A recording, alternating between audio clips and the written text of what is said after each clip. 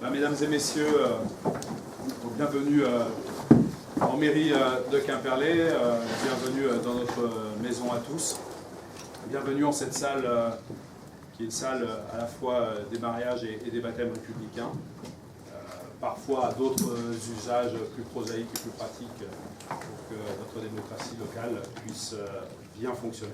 Puis-je vous rappeler que cette cérémonie a été instituée par la Première République pendant la Révolution. Par là, la République voulait offrir la possibilité de célébrer la naissance de leurs enfants à tous les parents, au-delà des différences religieuses ou idéologiques, dans le respect des convictions personnelles de chacun. L'État, la République ne veut pas prendre parti ou favoriser telle ou telle famille de pensée. Le baptême républicain offre aussi l'occasion aux parents de répondre aux convenances personnelles de chacun.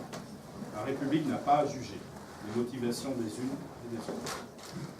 L'objectif du baptême républicain est de marquer par une certaine solennité l'arrivée et l'intégration d'un enfant dans une famille. Au-delà de ce souci de solennité, le choix du baptême républicain correspond à quelque chose de plus profond, une croyance dans la validité des valeurs républicaines, la liberté, l'égalité, la fraternité.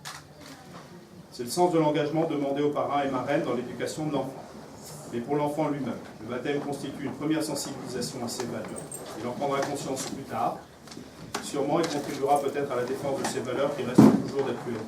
Le baptême républicain n'est pas une cérémonie très courante. On peut le placer sous la protection de l'autorité légale et républicaine émanant de la libre volonté des suffrages. Vous déclarez donner à votre enfant comme protecteur particulier. Et vous prenez l'engagement solennel de suppléer en toute la mesure de vos moyens auprès de l'enfant présenté par ses parents, s'il vient à lui manquer un jour et à l'élever en dehors de toute confession, dans le seul culte de la raison, du bon sens et de l'honnêteté.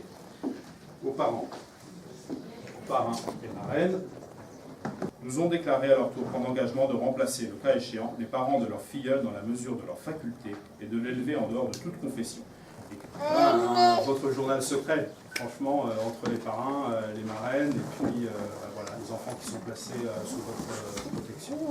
Et donc nous allons procéder donc, à la signature de l'acte d'engagement qui est, je le dis, qui était un acte d'une autre nature, parce que la République, peut-être que les choses évolueront, mais la République ne reconnaît pas le baptême républicain pour les parents. Pour autant, la démarche que vous avez engagée et suscitée et sollicitée auprès de la mairie, nous avons souhaité l'accompagner dans des formes qui soient respectueuses de votre demande et qui soient respectueuses des valeurs de la République. Donc nous allons aussi évidemment procéder à des signatures des actes qui n'ont pas la même valeur juridique, mais je sais qu'au combien ils auront une valeur morale tout aussi importante.